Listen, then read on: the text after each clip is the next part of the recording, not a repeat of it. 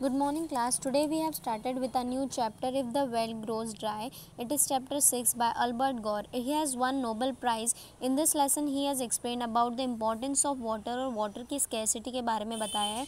A body, human body is made up of water, that is 71%, जिसमें से 61% oxygen है और 10% हाइड्रोजन है और 4% कैल्शियम होता है, 1.1% फॉस्फोरस है और 2.6% नाइट्रोजन होता है and remaining 36 elements made up of our body. So we can assume that how water is essential for our body and nature also. Today many environmentalist are worried because water भी earth का part है और human beings भी earth का part है और दोनों ही रहना बहुत कंपलसरी है.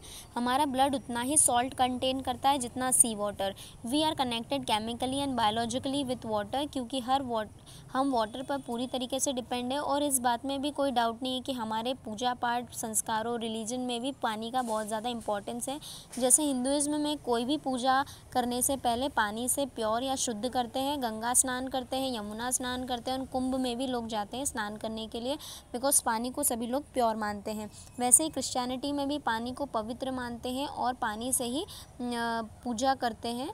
उस पूजा करने से पहले पानी का यूज़ करते हैं. You have seen in some movies also and हम लोग फ्रेश वाटर पर डिपेंड है बिकॉज फ्रेश वाटर ही पीने में भी और खेती में भी काम आता है. फ्रेश वाटर सिर्फ 2.5% है, उसमें से भी आइस के फॉर्म में प्रेजेंट है जो कि अंटार्कटिका और ग्रीनलैंड में. और हमारे पास सिर्फ 0.1% वाटर है जो कि ग्राउंड वाटर है. ग्राउंड वाटर में भी रिवर है, झरने, तालाब, नहर के रूप में वो प्रेजेंट है. अभी भी ये पानी बहुत है अगर हम इसे ज़रूरत के हिसाब से और अच्छी तरीके से यूज़ करेंगे तो. ठीक है.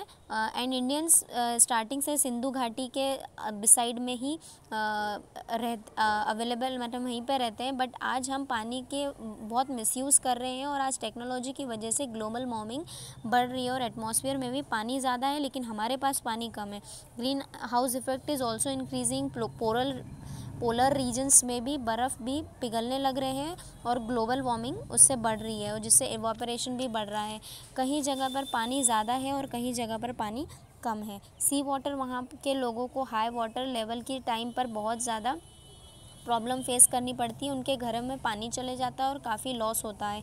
एग्जाम्पल जो सिटी है मियामी, वहाँ सी वाटर में ज़्यादा पानी होने की वजह से जिसमें लोगों को बहुत ज़्यादा प्रॉब्लम फेस करनी पड़ती है क्योंकि कहीं ऐसा ना हो कि सी वाटर का हाई लेवल होने से फ्रेश वाटर की कमी आ जाए. और सम सिटीज़ लाइक शंघाई चाइना में, ढाका इन बांग्लादेश, वेनाइस बैंकॉक, कैलकाटा, कराची इन पाकिस्तान में बहुत ख़तरा होता है कि जब वाटर लेवल बढ़ेगा तब वहाँ के लोग कहाँ कैसे सर्वाइव करेंगे और कहाँ जाएंगे.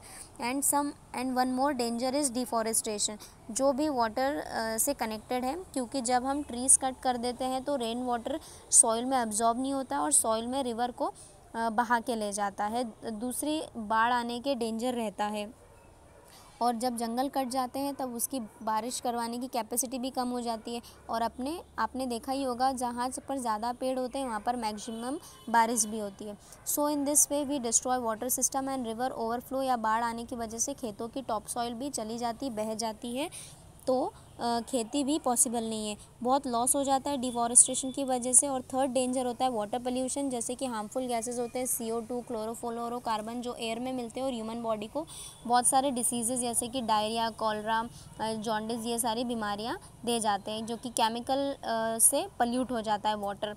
ठीक है. यमुना नदी में जैसे एक एग्जांपल है बहुत सारा वाटर इम्प्योर हो गया है और वो भी एक डिसीज़ का कारण बन गया है.